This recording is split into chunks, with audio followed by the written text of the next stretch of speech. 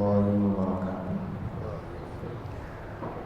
الحمد لله نحمده ونستعينه ونستغفره ونؤمن به ونتوكل عليه ونعوذ بالله من شرور أنفسنا ومن سيئات أعمالنا. من يهده الله فلا مضل له ومن يضلله فلا هادي له، ونشهد أن لا إله إلا الله وحده لا شريك له، ونشهد أن سيدنا ومولانا محمدا عبده ورسوله صلى الله تعالى عليه وعلى آله وأصحابه وبارك وسلم تسليما كثيرا كثيرا. أما بعد فأعوذ بالله من الشيطان الرجيم. بسم الله الرحمن الرحيم. قال الله تبارك وتعالى في القرآن المجيد والفرقان الحميد: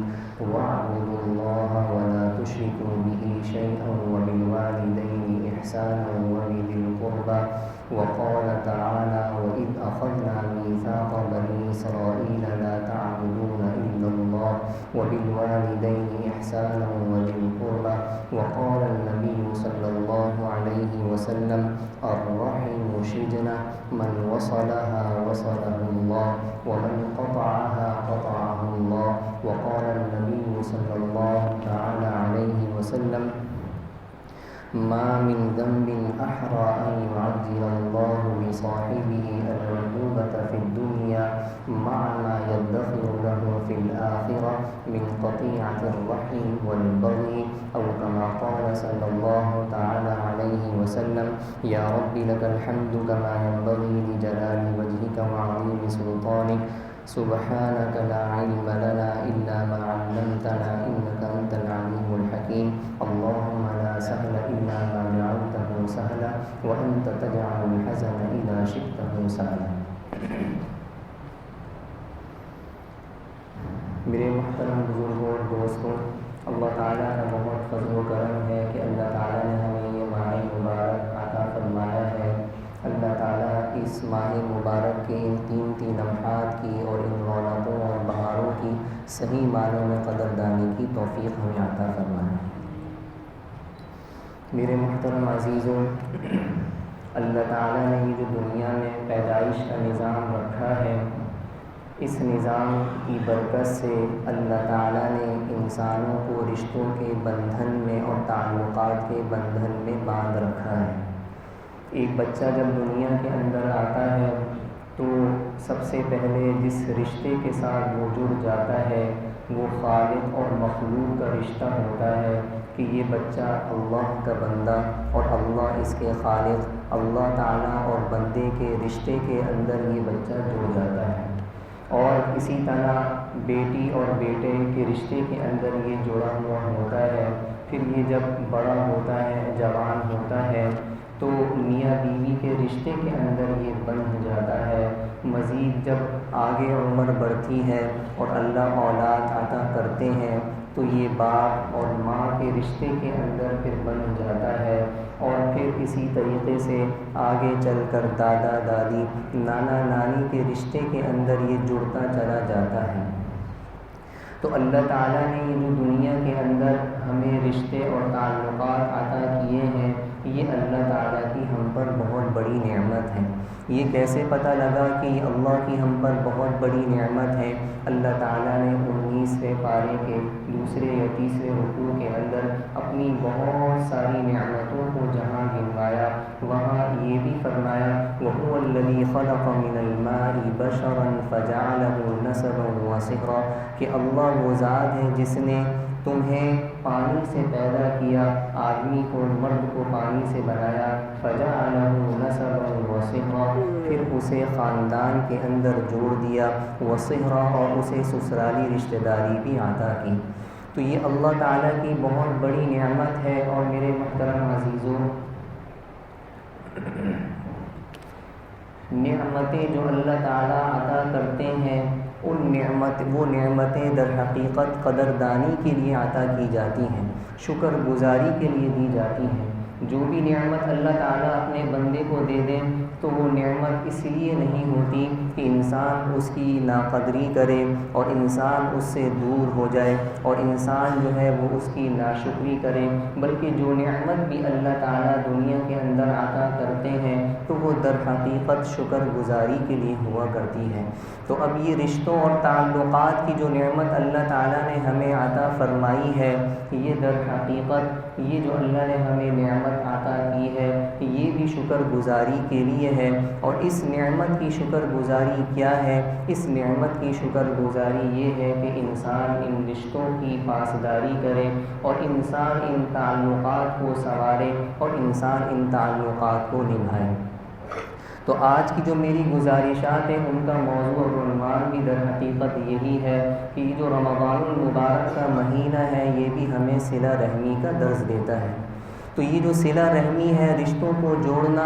رشتہ داریوں کا پاس رکھنا، حقوق کا خیال رکھنا اور رشتہ داروں کے ساتھ حسن سلوک کرنا، ان کے ساتھ محبت کے ساتھ پیش آنا اور ان کی خوشی غمیوں کے اندر شریک ہونا اور محبت کا سلوک ان کے ساتھ رکھنا اور نیک سلوک کرنا، یہ در حقیقت اسلام کی بہت بڑی تعلیم ہے۔ اور یہ اسلام کا اور دین اسلام کا ایک بہت بڑا باب اور چیپٹر ہے، لیکن میرے محترم عزیزوں، آج اللہ تعالی ہماری حفاظت فرمائے کہ اسلام کی اس بڑی تعلیم سے اور اس اہم تعلیم سے ہم دور ہوتے جا رہے ہیں۔ جب قرآن کریم کو پڑھتے ہیں، احادیث نبویہ کو دیکھتے ہیں تو ایک بہت بڑا ذخیرہ ہمیں اس عنوان پر نظر آتا ہے کہ اللہ تعالیٰ نے جا بجا صلہ رحمی کا حکم دیا ہے، رشتہ داریوں کو نبھانے کا حکم دیا ہے۔ اللہ کے نبی علیہ الصلاۃ والسلام نے رشتہ داروں کے ساتھ نیک سلوک کرنے کا حکم دیا ہے۔ اس حکم کی اہمیت کا اندازہ اس سے ہوتا ہے کہ اللہ تعالیٰ نے جہاں اپنی عبادت کا حکم اپنے بندوں کو دیا کہ وَاعْبُدُوا اللَّهَ وَلَا تُشْرِكُوا بِهِ شَيْئًا، کہ اللہ کی عبادت کرو، اللہ کے ساتھ کسی کو شریک نہ کرو، وَبِالْوَالِدَيْنِ إِحْسَانًا، اور والدین کے ساتھ حسن سلوک کرو۔ تو جہاں اللہ اپنی عبادت کا حکم دے رہے ہیں اور اپنے ساتھ کسی کو شریک نہ کرنے کا انسانیت کو درس دے رہے ہیں، اسی حکم کے ساتھ جوڑ کر آگے یہ بھی بیان کیا جاتا ہے وَبِذِي الْقُرْبَى، تو اللہ اپنی توحید کے ساتھ اور اللہ اپنی عبادت کے ساتھ رشتہ داریوں کے نبھانے کا اور صلہ رحمی کا اور رشتہ داروں کے ساتھ اچھا سلوک کرنے کا حکم دے رہے ہیں۔ اور اسی طرح اللہ تعالیٰ نے جہاں قرآن کریم میں عدل و انصاف کا حکم فرمایا ہے، وہیں رشتہ داروں کے حقوق کی ادائیگی کا بھی حکم فرمایا ہے۔ اللہ تعالیٰ قرآن میں فرماتے ہیں ان اللہ یأمر بالعدل والإحسان وإیتاء ذی القربى، کہ اللہ تعالیٰ عدل کا اور احسان کا تمہیں حکم دیتا ہے، وإیتاء ذی القربى، اور رشتہ داروں کو ان کے حقوق کے ادا کرنے کا اللہ تمہیں حکم دیتا ہے۔ اور جہاں قرآن میں اللہ والدین کے ساتھ حسن سلوک کا حکم دے رہے ہیں، وہیں جوڑ کر رشتہ داریوں کے نبھانے کا حکم بھی دیا جا رہا ہے۔ اور یہ حکم تو ایسا ہے کہ صرف امت محمدیہ کو یہ حکم نہیں دیا گیا، بلکہ اللہ تعالیٰ نے پچھلی شریعتوں کے اندر بھی یہ حکم دیا تھا کہ وَإِذْ أَخَذْنَا مِيثَاقَ بَنِي إِسْرَائِيلَ لَا تَعْبُدُونَ إِلَّا اللَّهَ وَبِالْوَالِدَيْنِ إِحْسَانًا وَذِي الْقُرْبَى، اور جب ہم نے بنی اسرائیل سے یہ مضبوط عہد لیا تھا کہ اللہ کے سوا کسی کی عبادت نہ کرنا اور والدین کے ساتھ حسن سلوک کرنا، وذی القربى، اور رشتہ داروں کے ساتھ حسن سلوک کرنا، معلوم ہوا کہ پچھلی شریعتوں کے اندر بھی یہ حکم باقی ہے۔ اور اللہ تعالیٰ نے اس حکم کے پورا کرنے والوں کو قرآن کریم میں عقل مند بتلایا ہے، عقل مندوں کی صفت اسے بتلایا ہے کہ انما یتذکر اولو الالباب، کہ عقل مند لوگ نصیحت حاصل کرتے ہیں۔ اور عقل مند کون ہے؟ آگے قرآن کہتا ہے الذین یوفون بعہد اللہ ولا ینقضون المیثاق والذین یصلون ما امر اللہ بہ ان یوصل، عقل مند تو وہ ہیں کہ اللہ تعالیٰ نے جن رشتوں کے جوڑنے کا حکم دیا ہے وہ اسے جوڑتے ہیں، والذین یصلون ما امر اللہ بہ ان یوصل، تو قرآن کریم کو جب پڑھیں تو جگہ جگہ رشتہ داریوں کے نبھانے کا، صلہ رحمی کا ہمیں درس نظر آتا ہے۔ اور اللہ کے نبی علیہ الصلاۃ والسلام کی احادیث مبارکہ میں جب غور کریں اور ان پر جب نظر ڈالیں تو بے شمار احادیث میں اللہ کے نبی علیہ الصلاۃ والسلام اپنی امت کو رشتہ داریوں کے نبھانے کا اور حسن سلوک کا اور صلہ رحمی کا اور قطع تعلقیوں سے بچنے کا حکم دیتے ہوئے نظر آ رہے ہیں۔ اللہ کے نبی علیہ الصلاۃ والسلام کی حدیث ہے، صحیح بخاری شریف کی حدیث ہے، الرحم شجنہ من وصلہ وصلہ اللہ ومن قطعها قطعہ اللہ۔ اللہ کے نبی علیہ الصلاۃ والسلام فرما رہے کہ یہ جو رحم ہے، یہ جو رشتہ داریاں ہیں، یہ تو رحمان کی رحمت کی ایک شاخ ہے۔ من وصلہ وصلہ اللہ، جو ان رشتہ داریوں کو جوڑے گا، جو صلہ رحمی کرے گا، جو ان رشتہ داریوں کا پاس رکھے گا، جو اس کا خیال رکھے گا،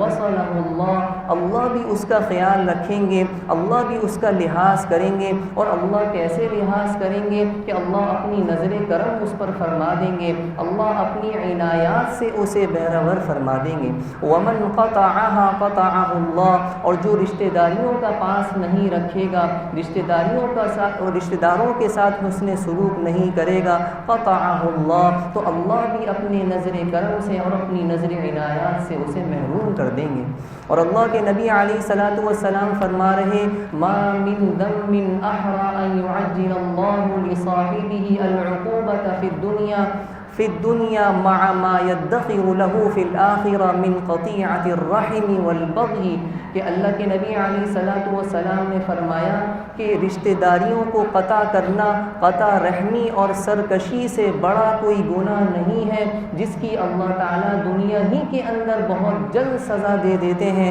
مع ما يدخر له في الآخرة، اور ساتھ ساتھ آخرت میں بھی اس کے لیے وہ سزا تیار رہتی ہے۔ تو رشتہ داریوں کو قطع کرنا، قطع تعلقی کرنا، یہ تو ایسا بڑا گناہ ہے کہ اللہ کے نبی علیہ الصلاۃ والسلام فرما رہے کہ بہت جلد دنیا کے اندر انسان کی پکڑ ہو جاتی ہے۔ اور اللہ کے نبی علیہ الصلاۃ والسلام فرما رہے لا يدخل الجنت قاطع، کہ قطع تعلقی کرنے والا، رشتے ناتوں کو توڑنے والا جنت میں داخل نہیں ہوگا۔ یعنی یہ تو ایسا بڑا گناہ ہے کہ اللہ کے نبی علیہ الصلاۃ والسلام فرما رہے کہ اس کے ساتھ جنت میں داخلہ نصیب نہیں ہوگا، بغیر صفائی کے انسان جنت میں داخل نہیں ہو سکے گا۔ اور اللہ کے نبی علیہ الصلاۃ والسلام نے فرمایا الملائکۃ لا تنزل علی قوم فیہم قاطع رحم، کہ اللہ کے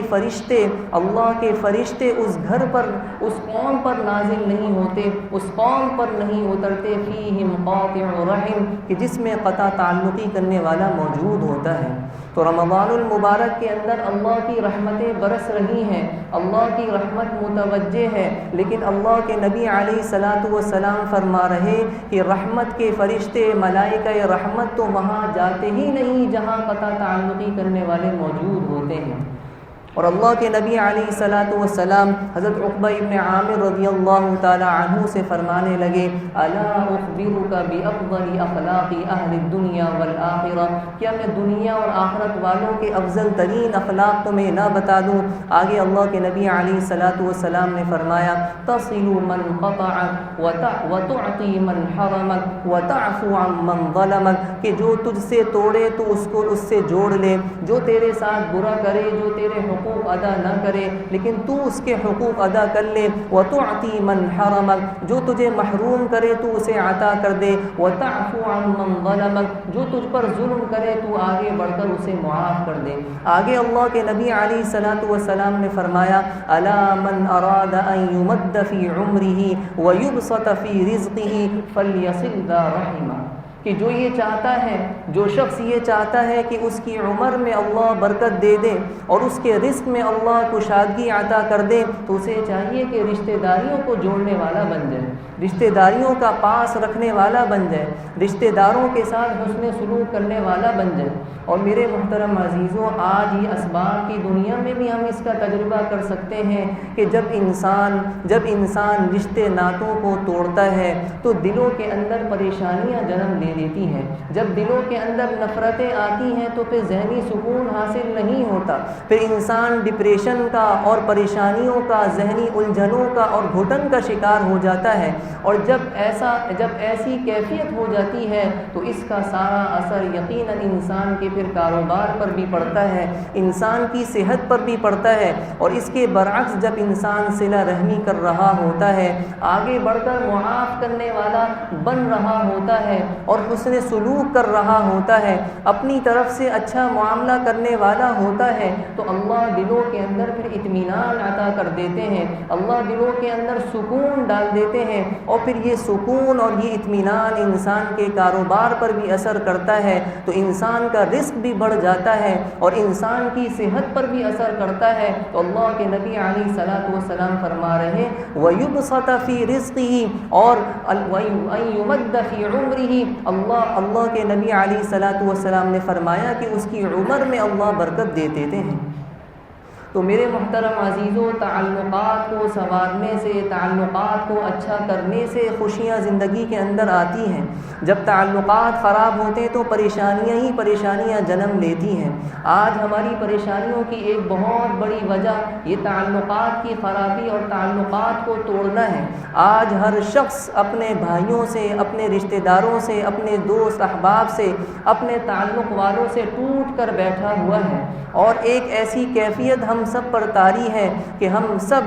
یہ چاہ رہے ہیں کہ بس صرف ہماری چل جائے اور ہم جو ہے وہ بڑے بن جائیں، ہماری سب جگہ جو ہے وہ چل جائے۔ میرے محترم عزیزوں، جب یہ کیفیت ہوتی ہے اور جب دلوں کے اندر نفرتیں جنم لیتی ہیں تو پھر زندگیوں کے اندر خوشیاں نہیں آتی۔ جیسے گناہوں کے بوجھ سے زندگیوں کے اندر خوشیاں نہیں آتی، چاہے خوشیوں کے جتنے اسباب میسر ہو جائیں، چاہے خوشیوں کے جتنے اسباب انسان جمع کر لے، لیکن اگر گناہ والی زندگی ہے تو اس گناہ کا ایسا بوجھ دل کے اوپر طاری ہوتا ہے کہ اللہ پھر حقیقی خوشیوں سے انسان کو محروم کر دیتے ہیں۔ اسی طریقے سے جب دلوں کے اندر نفرتیں ہوتی ہیں تو چاہے اسباب خوشی کتنے ہی جمع کیوں نہ ہو جائیں، لیکن انسان کو حقیقی معنوں میں پھر خوشی اور راحت حاصل نہیں ہو پاتی۔ یہ تو اللہ تعالیٰ قرآن میں فرما رہے کہ جنت جہاں اللہ تعالیٰ نے خوشیوں کے سارے اسباب کو جمع کر دیا، جہاں خوشیاں کامل، جہاں راحتیں کامل، جہاں سکون کامل، لیکن اللہ تعالیٰ قرآن میں فرما رہے وَنَزَعْنَا مَا فِي صُدُورِهِم مِّن غِلٍّ إِخْوَانًا عَلَى سُرُرٍ مُتَقَابِلِينَ، کہ جب ہم اہل جنت کو جنت میں داخل کریں گے تو جنت میں داخل کرنے سے پہلے ہم ان کے دلوں سے نفرتوں کو، رنجشوں کو اور کدورتوں کو نکال لیں گے۔ اخواناً، پھر وہ بھائی بھائی بن جائیں گے، علی سرر متقابلین، اور اونچی مسہریوں پر اور اونچے تختوں پر آمنے سامنے بیٹھے ہوں گے۔ تو معلوم ہوا کہ یہ جو نفرتیں اور یہ جو کدورتیں ہیں، اس کے ساتھ تو اللہ تعالیٰ جنت میں بھی داخل نہیں کریں گے، کیونکہ ان نفرتوں اور کدورتوں کے ساتھ اسباب خوشی کتنے ہی اچھے کیوں نہ ہوں، لیکن انسان حقیقی معنوں میں خوشی حاصل نہیں کر پاتا۔ تو میرے محترم عزیزوں، اللہ کے نبی علیہ الصلوۃ والسلام، اللہ تعالیٰ خود قرآن میں جا بجا صلہ رحمی کا حکم دے رہے ہیں، لیکن اب آج ایک ذہن میں یہ سوال یہ پیدا ہوتا ہے، اور وہ سوال یہ پیدا ہوتا ہے کہ ہم تو اچھا کر رہے ہیں لیکن لوگ اچھا نہیں کر رہے، ہم تو رشتہ جوڑنے کی فکر کر رہے ہیں لیکن لوگ ہمارے ساتھ رشتے توڑ رہے ہیں، ہم تو صلہ رحمی کی کوشش کر رہے ہیں لیکن لوگ ہمارے ساتھ قطع تعلقی کر رہے ہیں، اور اب ہم اتنے مایوس ہو گئے ہیں کہ اب ہم نے بھی یہی سوچ لیا ہے کہ جیسے لوگ ہمارے ساتھ کر رہے ہیں اب ہم بھی اسی روش پر چلیں گے۔ اب جب صلہ رحمی کا درس دیا جاتا ہے تو یہ سوال ذہن میں آتا ہے کہ یہ تو زمانے کے تقاضے کے مطابق نہیں ہے۔ زمانے کا تقاضا تو اب یہ ہے کہ جیسے لوگ ہمارے ساتھ چل رہے ہیں، جیسے لوگ ہمارے ساتھ رویہ اور سلوک کر رہے ہیں، ہم بدلے میں ان کے ساتھ وہی رویہ اور سلوک کریں۔ میرے محترم عزیزوں، یہ زمانے کا تقاضا تو ہو سکتا ہے لیکن اللہ کے نبی علیہ الصلوۃ والسلام کے فرمان کا تقاضا نہیں ہے، کیونکہ اللہ کے نبی علیہ الصلوۃ والسلام کرام تو صلہ رحمی کی تعریف یہ فرما رہے کہ لیس الواصل بالمکافی، کہ صلہ رحمی کرنے والا حقیقی معنوں میں وہ نہیں ہے جو بدلے کے طور پر کرتا ہے، کہ اگر اس کے ساتھ رشتہ جوڑا جاتا ہے تو وہ بھی رشتے کو جوڑ لیتا ہے، اس کے ساتھ حسن سلوک اور اچھا معاملہ کیا جاتا ہے تو وہ بھی اچھا برتاؤ کرتا ہے، بلکہ صلہ رحمی کرنے والا وَلَكِنَّ الْوَاصِلُ الَّذِي إِذَا قُطِعَتْ رَحِمُهُ وَصَلَهَا، بلکہ صلہ رحمی کرنے والا تو اصل میں اور حقیقت میں وہ شخص ہے کہ جب اس کے ساتھ رشتہ توڑا جاتا ہے تو وہ جوڑنے کی فکر کرتا ہے، اس کے ساتھ برا کیا جاتا ہے تو وہ آگے بڑھ کر اچھا کرنے کی کوشش کیا کرتا ہے، اس کے اوپر ظلم کیا جاتا ہے تو وہ آگے بڑھ کر معاف کرنے کی فکر میں لگ جاتا ہے۔ اور حضرت ابو ذر غفاری رضی اللہ تعالی عنہ فرما رہے اوصانی خلیلی، میرے خلیل علیہ السلام نے مجھے بہت ساری باتوں کی نصیحتیں فرمائی تھی، بہت ساری چیزوں کی تلقین مجھے فرمائی تھی، اس میں سے ایک نصیحت کی بات یہ بھی ارشاد فرمائی تھی کہ ان اصل رحمی وان ادبرت، کہ میں اپنے رشتہ داریوں کو جوڑنے میں لگا رہوں، وان ادبرت، اگرچہ رشتہ دار میرے ساتھ برا سلوک کریں، اگرچہ وہ مجھ سے منہ موڑ لیں، اگرچہ وہ میرے حقوق ادا نہ کریں، لیکن میں آگے بڑھ کر اپنے حقوق کی ادائیگی کے اندر لگا رہوں۔ نظام الدین اولیاء رحمہ اللہ کے پاس ایک بھائی آیا اور کہنے لگا کہ حضرت بھائی جو ہے وہ میرے ہمیشہ راستے میں کانٹے بچھایا کرتا ہے، اور آج ایک طویل مدت گزر گئی ہے، اس نے ہر موقع پر مجھے پریشان کیا ہے اور میرے راستے میں کانٹے بچھائے ہیں۔ حضرت اب میری انتہا ہو چکی ہے، اب میں نے بھی یہ تہیہ کر لیا ہے، اب میں نے بھی یہ سوچ لیا ہے کہ اب میں بھی اس کے راستے میں کانٹے بچھاؤں گا۔ حضرت کہنے لگے پیارے بیٹے، تیرا بھائی بھی تیرے راستے میں کانٹے بچھا رہا ہے، تو بھی کانٹے بچھانے لگ جائے گا، دنیا کانٹوں سے بھر جائے گی، کوئی اٹھانے والا تو ہو، کوئی ایسا تو ہو کہ جو ان کانٹوں کو اٹھانے والا ہو، تو آگے بڑھ کر ان کانٹوں کو اٹھانے والا بن جا، خود تجھے بھی تیرے دل کے اندر بھی سکون آئے گا اور اللہ تعالیٰ تجھے بھی راحت و سکون عطا کریں گے اور دنیا کے اندر تیرے معاملے کو اچھا کر دیں گے۔ تو میرے محترم عزیزوں، آج تو کیفیت یہ ہو گئی ہے کہ وہ جو پیار بھرے اور مقدس رشتے جو اللہ تعالیٰ نے ہمیں دیے تھے، وہ جو عزت و تکریم کے رشتے تھے، وہ جو بیٹے اور باپ کا رشتہ تھا، وہ جو ماں اور بیٹی کا رشتہ تھا، وہ جو میاں بیوی کا مقدس رشتہ اللہ نے ہمیں عطا کیا تھا، آج تو حالت یہ ہو گئی کہ آج ان رشتوں کو پامال کرنے میں ہم لگ گئے ہیں، آج تو ان رشتوں کے حقوق کی ادائیگی کے اندر ہم سے حق تلفیاں ہو رہی ہیں۔ اللہ کے نبی، اللہ کا قرآن تو دیگر رشتہ داروں کے ساتھ حسن سلوک کا حکم دے رہا ہے، آج تو جو قریبی رشتے، جو پیار بھرے محبت بھرے رشتے اللہ نے ہمیں عطا کیے تھے، بیٹا اور باپ کا رشتہ، آج تو باپ بیٹا باپ کے اس مقدس رشتے کو جو ہے وہ ٹھکرا رہا ہے، اور آج تو یہ نوبت آ گئی ہے کہ بیٹا باپ کے حقوق کو پامال کر رہا ہے۔ بڑی تکلیف ہوتی ہے، بہت ہی جگر کٹتا ہے اور بہت ہی جو ہے وہ تکلیف سے گزرنا پڑتا ہے کہ جب کسی ایک لحیف اور لاغر اور ایک کمزور سے باپ کی یہ بات سننے میں آ جاتی ہے۔ میں نے خود اپنے کانوں سے ایک باپ کو، انہوں نے مجھ سے یہ کہا کہ بیٹا اب تو یہ حالت ہو گئی ہے، بیٹے کے تیور ایسے سخت ہو گئے ہیں، اب وہ چاہے رات کو 3 بجے بھی گھر آتا ہے اور چاہے وہ کوئی کام بھی سر انجام دیتا ہے، لیکن بیٹا اب میری ہمت نہیں ہوتی کہ میں اس سے ایک لفظ بھی کہوں، کیونکہ بیٹا اب تو مجھے یہ ڈر ہو گیا ہے کہ اب اگر میں نے مزید اس سے کوئی ایک لفظ کہا، کوئی نصیحت کی بات کہی تو وہ مجھ پر ہاتھ اٹھائے گا۔ میں دیکھ کر یقیناً جو ہے وہ دنگ رہ گیا، تڑپ گیا کہ ایسا لاغر اور نحیف باپ کہ جس پر زمانہ جو ہے وہ ترس کھائے، جس پر غیر بھی ترس کھائے، جس پر دشمن بھی ترس کھائے، آج بیٹے کی یہ حالت ہو گئی کہ بیٹا باپ یہ کہنے پر مجبور ہو گیا ہے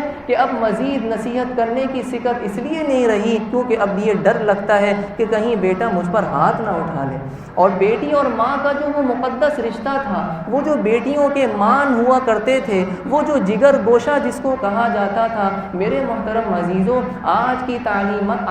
تعلیم نے، آج کی ایجوکیشن نے ایسا بولڈ بنایا، ایسی خود اعتمادی پیدا کی، ایسا اعتماد جو ہے وہ دے دیا کہ آج وہ بیٹی ماں سے زبان درازی کرتی ہے، آج وہ بیٹی آج وہ بیٹی صرف زبان درازی نہیں کرتی بلکہ ماں کو طنز و تشنیع کا نشانہ بناتی ہے، اگرچہ وہ ماں ایسی ہی کیوں نہ ہو کہ اس کا شوہر جو ہے وہ دنیا سے چلا گیا ہو، اس کا شوہر اس سے روٹھ گیا ہو، وہ اس غم میں پہلے سے اس بات کے اندر مبتلا ہو، لیکن اس کے باوجود اس بیٹی کی ایجوکیشن نے اسے ایسا آج بولڈ بنا دیا ہے کہ وہ جیسے دنیا والوں کے سامنے نظر اٹھا کر بات کرتی ہے، آج وہ اپنی ماں کے اوپر بھی دراندازی کرنے سے اور اپنی ماں کو بھی جو ہے وہ طنز و تشنیع کا نشانہ بنانے سے باز نہیں آتی۔ میرے محترم عزیزو، وہ میاں بیوی کا جو پاکیزہ رشتہ اللہ نے بنایا تھا، اللہ نے قرآن میں اس کو فرمایا وَهُوَ الَّذِي خَلَقَ مِنَ الْمَاءِ بَشَرًا فَجَعَلَهُ نَسَبًا وَصِهْرًا کہ ہم نے تم کو سسرالی رشتہ داریاں بھی عطا کی ہیں، ہم نے تم کو جیسے دیگر خاندانی اور رشتہ داریاں تم کو عطا کی ہیں، ایسی ہی سسرالی رشتہ داریاں بھی اللہ نے ہمیں عطا کی ہیں۔ تو میرے محترم عزیزوں، یہ میاں بیوی کا جو پاکیزہ رشتہ تھا، آج حالت یہ ہو گئی ہے کہ آج باپ یہ کہتا ہے کہ بیٹا جب گھر میں داخل ہوتا ہے تو ہم سب کی ایسی حالت ہو جاتی ہے کہ بچے الگ کمروں میں دبک جاتے ہیں، بیوی الگ سہم جاتی ہے، میں خود الگ سہما پڑا ہوتا ہوں، اور بیٹا جب گھر کے اندر داخل ہوتا ہے تو اس کی کیفیت یہ ہوتی ہے کہ کوئی اس کے سامنے بات کرنے کی سکت نہیں رکھتا، وہ جو چاہتا ہے، جو اس کے منہ میں آتا ہے، یہاں تک کہ ایک صاحب تو یہ کہنے لگے کہ اب تو یہ حالت ہو گئی ہے، اس کی زبان درازی کی اتنی عادت ہو گئی ہے کہ اب وہ مجھے گالی دینے سے بھی باز نہیں آتا۔ میرے محترم عزیزوں، یہ آج کی تعلیم نے ہمیں کیا دیا ہے؟ قرآن ہمیں کیا درس دے رہا ہے؟ اللہ کے نبی علیہ الصلوۃ والسلام کیا سکھا رہے ہیں؟ ہمیں کیا بتایا جا رہا ہے؟ آج جب بیٹا باپ کی عزت نہیں کرے گا تو قرآن تو صلہ رحمی کا درس دے رہا ہے، جب بیٹا باپ کی عزت نہیں کرے گا تو چچا کی عزت کرنے کا درس اسے کیسے سمجھایا جائے گا؟ بیٹی ماں کی جب عزت نہیں کرے گی تو خالہ کی عزت کرنے کا درس اس کو کیسے پلایا جائے گا گھول کر؟ اور جب میاں بیوی آپس میں ایک دوسرے کی عزت نہیں کریں گے تو ایک دوسرے کے خاندانوں کی سسرالی رشتہ داریوں کا کیسے پاس رکھیں گے؟ اور اللہ کے نبی تو یہ سکھا رہے کہ صرف باپ کے ساتھ حسن سلوک نہیں کرنا، صرف باپ کے حقوق کو پورا نہیں کرنا، ارے باپ دنیا سے چلا جائے تو باپ کے جو دوست احباب ہیں، جو باپ کے محبت والے ہیں، ان کے ساتھ حسن سلوک کرنا ہے۔ اور یہ حسن سلوک کرنا اللہ کے نبی علیہ الصلوۃ والسلام، اللہ کے نبی سچے، اللہ کے نبی کا فرمان سچا، کوئی چھوٹی نیکی نہیں فرمایا بلکہ فرمایا کہ یہ بہت بڑی نیکی ہے۔ بہت بڑی نیکیوں میں سے ایک نیکی یہ بھی ہے کہ باپ کی دنیا سے چلے جانے کے بعد باپ کے تعلق والوں سے، محبت والوں سے حسن سلوک کرنا۔ تو میرے محترم عزیزوں، اسلام تو ہمیں یہ درس دے رہا تھا، اللہ کے نبی علیہ الصلوۃ والسلام تو ہمیں یہ تعلیم دے رہے تھے کہ باپ کے دوستوں کے ساتھ، محبت کرنے والوں کے ساتھ اچھا سلوک کرنا ہے۔ اور آج ہماری حالت یہ ہو گئی کہ آج والدین کے حقوق کا ہمیں خیال نہیں رہا۔ میرے محترم عزیزوں،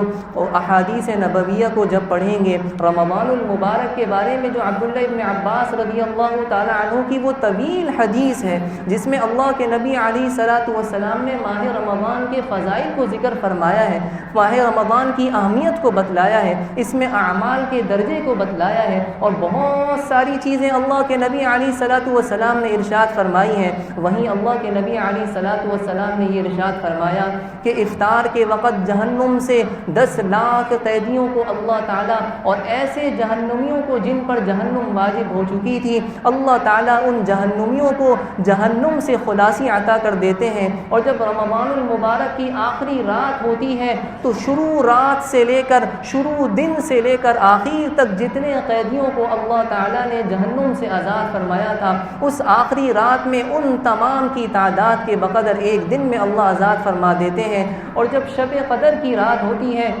تو اللہ کے نبی علیہ الصلوۃ والسلام نے فرمایا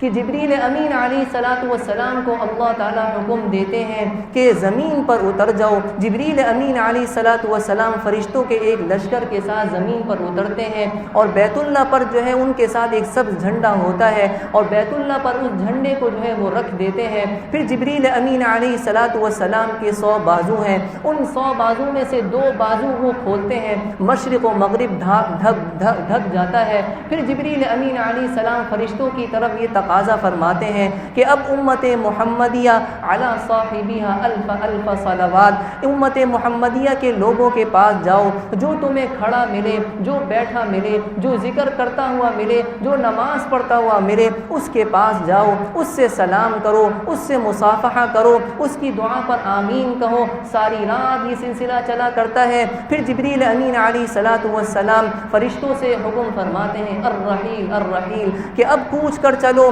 اب جو ہے وہ چل